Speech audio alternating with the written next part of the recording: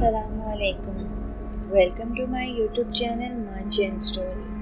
تمام ویڈیوز کی اپڈیٹ کے لیے مانچین اسٹوری کو سبسکرائب کر کے بیل نوٹیفیکیشن کو آن کریں۔ جب بارش ہوتی تھی تو میں اکثر اپنا بستر اٹھا کے چھت پر سونے چلا جاتا تھا، کیونکہ اس میں سونے کا مزہ ہی کچھ اور ہے۔ وہ بھی ایک گرمیوں کی رات تھی، سب گھر والے چھت پر سو رہے تھے۔ اچانک رات کو بارش ہونے لگی تو سارے اپنی چادریں تکیے سنبھالے نیچے بھاگے، مگر میری عادت تھی کہ میں نیچے کی چٹائی اپنے اوپر ڈال کر سوتا رہتا جب تک بارش زور نہ پکڑ لیتی، کیونکہ مجھے ایسے بہت اچھا لگتا تھا۔ اس رات بھی سارے گھر والے نیچے چلے گئے اور میں اکیلا چٹائی ڈالے سوتا رہا۔ غنودگی میں تھا کہ اچانک مجھے دو بلیوں کی زور سے لڑنے کی آوازیں آئیں۔ لڑتے ہوئے ان کی آوازیں بہت بری لگ رہی تھیں۔ وہ لڑتے ہوئے چھت کی چار دیواری پر دوڑ رہی تھیں اور اتنی بھیانک آوازیں تھیں کہ پوچھے مت۔ ان کی رونے کی آوازیں سن کر میں بے چینی میں جاگ گیا۔ پہلے سوچا کوئی جوتا اٹھا کر ان کو بھگا دوں، پھر سوچا کہ میں اندھیرے میں جوتا کہاں ڈھونڈوں گا، تھوڑی دیر بعد خود ہی لڑ کر تھک جائیں گی تو چلی جائیں گی۔ اچانک خاموشی ہو گئی۔ میں دوبارہ غنودگی میں چلا گیا۔ تبھی ایک بلی کی زوردار چیخ میری چارپائی کی عین نیچے سے آئی اور میں اچھل پڑا۔ میں نے چارپائی کے نیچے جھانکا مگر وہاں کچھ نہیں تھا۔ ادھر ادھر نظر دوڑائی مگر وہاں کوئی بھی نہیں تھا۔ میں نے سوچا کہ شاید میرے اٹھتے ہی اس نے ساتھ والے گھر میں چھلانگ مار دی ہو۔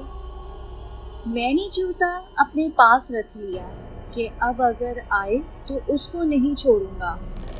میں دوبارہ لیٹ گیا اور خود کو پرسکون کرتے کرتے تھوڑی دیر بعد دوبارہ نیند میں چلا گیا۔ آنکھ تب کھلی جب بلی کے گھرانے کی آواز میں نے اپنی چارپائی کی سیدھی طرف سے محسوس کی۔ اس کی گھراہٹ پوری چھت پر پھیل رہی تھی۔ میں نے آہستہ آہستہ اپنا ہاتھ جوتے کی طرف بڑھایا اور اس کو مارنے کے لیے اٹھایا۔ دیکھا تو وہاں کچھ بھی نہیں تھا، لیکن وہ گھراہٹ اب مجھے اپنی بائیں طرف سے آ رہی تھی۔ میں اچانک بائیں طرف پلٹا تو وہی آواز مجھے دائیں طرف سے آنے لگی۔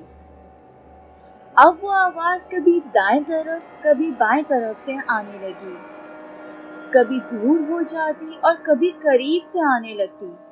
اچانک شدید خوف میرے بدن میں دوڑ گیا۔ میری پنڈلیاں اور پیر سن ہو گئے۔ مجھے لگا کچھ گڑبڑ ہے۔ اچانک میں نے دیکھا کہ ایک سیاہ بلی دیوار پر بیٹھی سرخ آنکھوں سے مجھے گھور رہی تھی۔ اس کی آنکھیں انگاروں کی طرح دہک رہی تھیں۔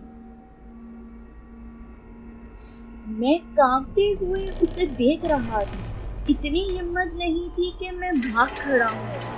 پھر وہ اچانک بڑی ہونے لگی اور میرے دیکھتے ہی دیکھتے وہ بکرے جتنی بڑی ہو گئی اور ایسی نظر آ رہی تھی جیسے کالا چیتا ہوتا ہے، کیونکہ وہ بالکل سیاہ بلی تھی۔ پھر اچانک اس نے ایسی پوزیشن لی جیسے وہ دیوار پر سے مجھ پر چھلانگ لگانے والی ہو۔ میرے منہ سے ایک زوردار چیخ نکلی۔ میں ایک ہی چھلانگ میں نیچے اترا اور سیڑھیوں کی طرف بھاگا۔ میری چیخ اتنی بلند تھی کہ میرے امی ابو اور بڑا بھائی صحن میں آ گئے اور میں سیڑھیوں سے نیچے آتے ہی گر کر بے ہوش ہو گیا۔ مگر پریشانیاں ختم نہ ہوئیں۔ کچھ دنوں تک مجھے ڈراونے خواب آتے رہے۔ مجھے وہی بلی نظر آتی، کبھی وہ میرا خون چاٹ رہی ہوتی، मैं नींद में चीखने लगता। फिर मुझे ख्वाब में भयानक लोग दिखाई देते। किसी का सर नहीं होता, किसी का गोश्त लटक रहा होता, आंखों की जगह काले सुराख होते, बाजू कटे हुए होते। मैं बीमार रहने लगा, कमज़ोर होता गया। डर के मारे मैं घर से बाहर नहीं निकलता। फिर मौलवी साहब दम करने आते, मुझे पानी पिलाया जाता। मेरी वालदा हर वक्त मुझ पर सूरे यासीन पढ़कर फूंकती। अफाका होता मगर फिर वही हालात हो जाते। बैठे बैठे चीखें मार के बेहोश हो जाता। एक रोज़ मैं बैठा पढ़ रहा था कि किसी काम से कमरे में अपनी अम्मी के पास गया। मुझे एकदम डर सा लग रहा था। मैं अपनी अम्मी के पास गया कि वो मुझ पर कुछ पढ़ कर फूंक दे। मेरी अम्मी मेरी तरफ पीट किए अलमारी खोले कपड़े तय कर रही थी। मैंने अम्मी को पुकारा मगर उन्होंने मुझे जवाब नहीं दिया। मैं उनके करीब गया और उनको आवाज़ दी तो उन्होंने मुझे मुड़कर देखा मगर वो मेरी वालदा नहीं थी। वो खौफनाक शक्ल की औरत थी। उसका रंग तांबे जैसा था, आंखें उसकी सर्द और मुंह भयानक था। वो हाथ फैलाए हंसी चली जा रही थी और मुझे अपनी तरफ बुला रही थी। उसके दांत चमक रहे थे।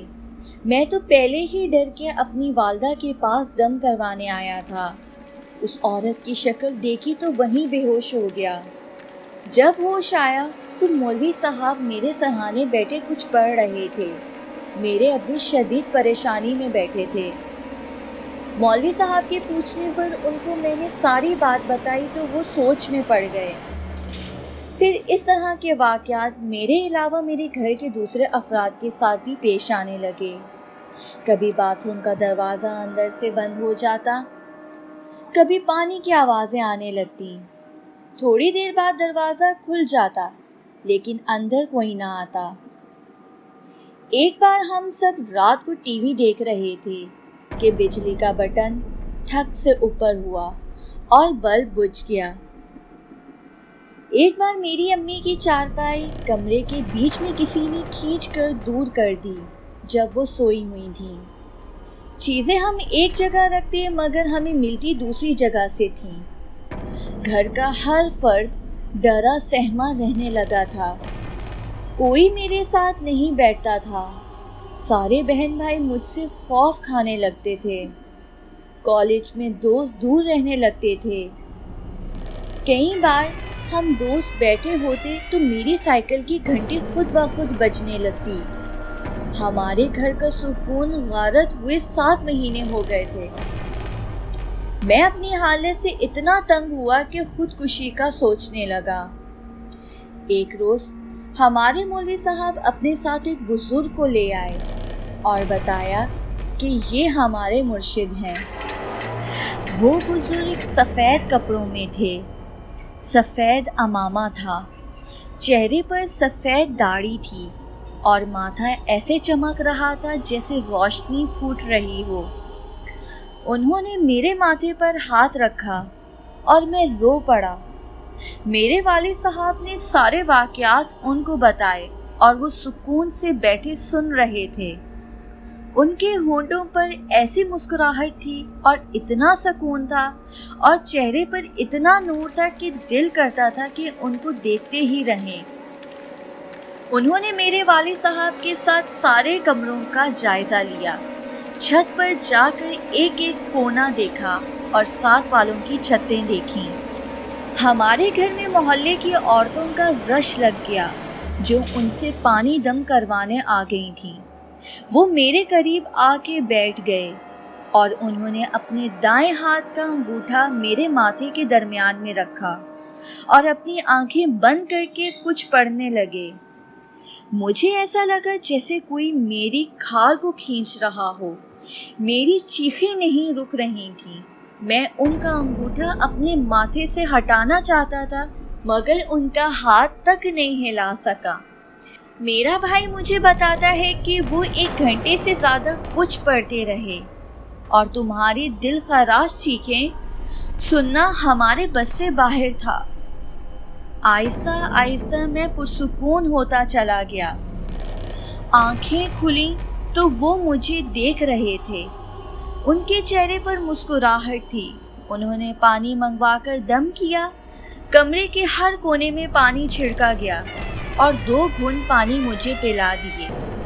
وہ 2 گھونٹ پانی ایسے جیسے کوئی آب حیات تھا کہ پیتے ہی میرے سر سے 7 مہینے کا چڑھا ہوا بوجھ اتر گیا۔